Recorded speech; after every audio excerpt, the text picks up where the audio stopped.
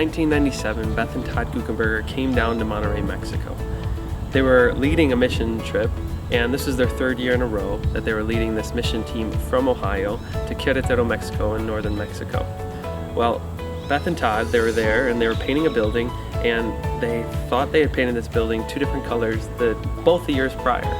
And they were thinking, there are no kids, there's no poor people around, we need to find something to do.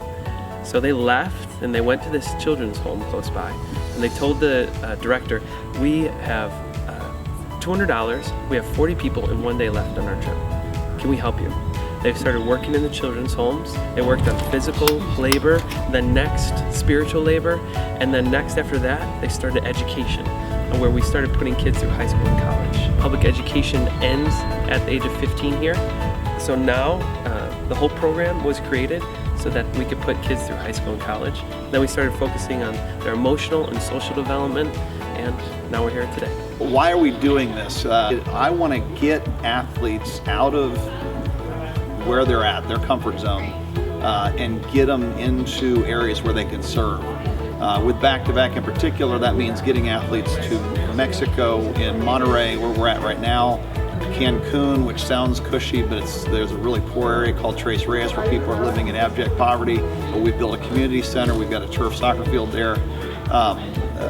Mazatlan, and then also Nigeria, Haiti, and India. Get these athletes there and then help the kids realize how important play is, how important getting their mind going, active physical fitness, and let our athletes be able to go and say, hey, if you take care of your body, if you eat right, if you exercise, it'll help you with your emotional, your spiritual, your physical. Every part of your life will be better as a result of taking care of yourself.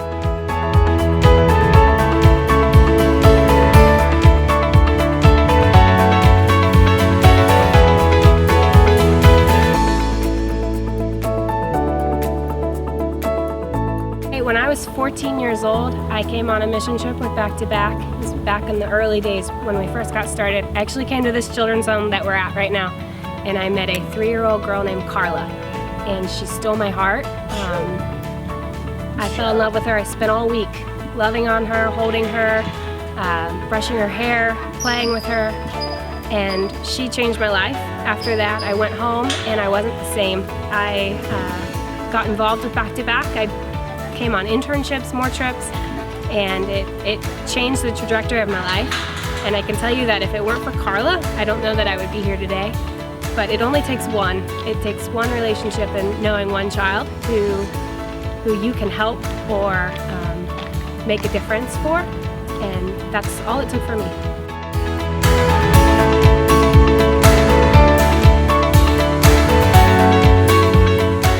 I've known for a while that I wanted to do a mission trip, but there was never anything that really appealed to me and sounded like something I wanted to do when the opportunities arose.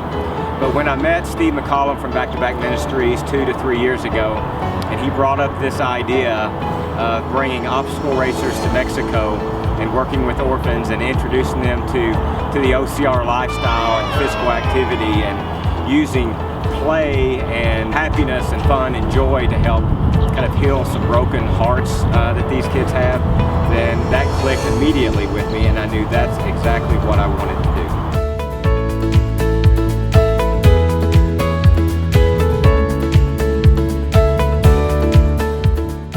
My most memorable experience was actually on the first day when our group was going rappelling at a place called La Huasteca, and I saw a kid who's now in the Hope program at Back2Back, but I first met him about 4 years ago at another children's home, but I was just really excited to see him.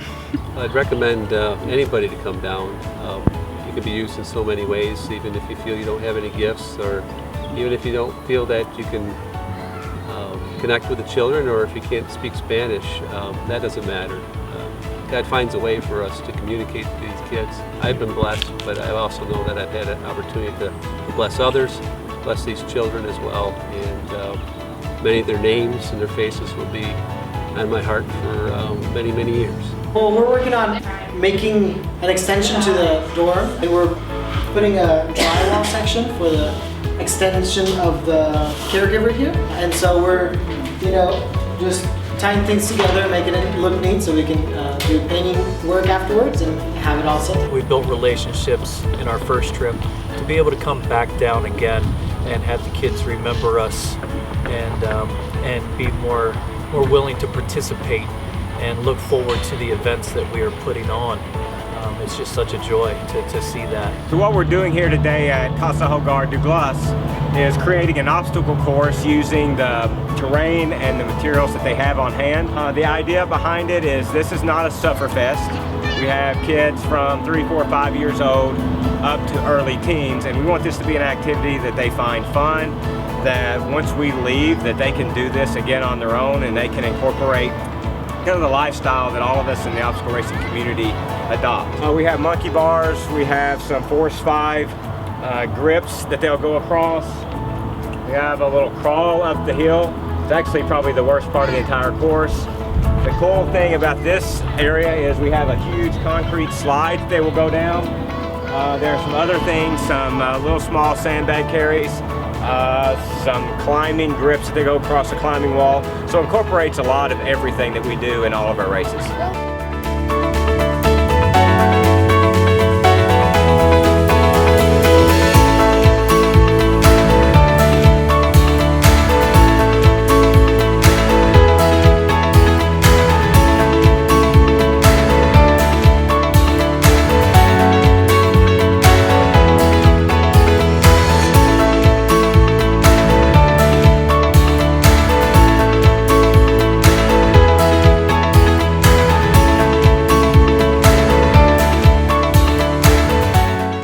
Back2Back's motto is care for today and hope for tomorrow. Meaning we are adamant that we are going to care for our kids today. But we definitely are thinking about the future and the hope for tomorrow. So ultimately our goal is to provide care today, but ultimately for them to know Jesus and have hope for tomorrow and for the rest of their lives.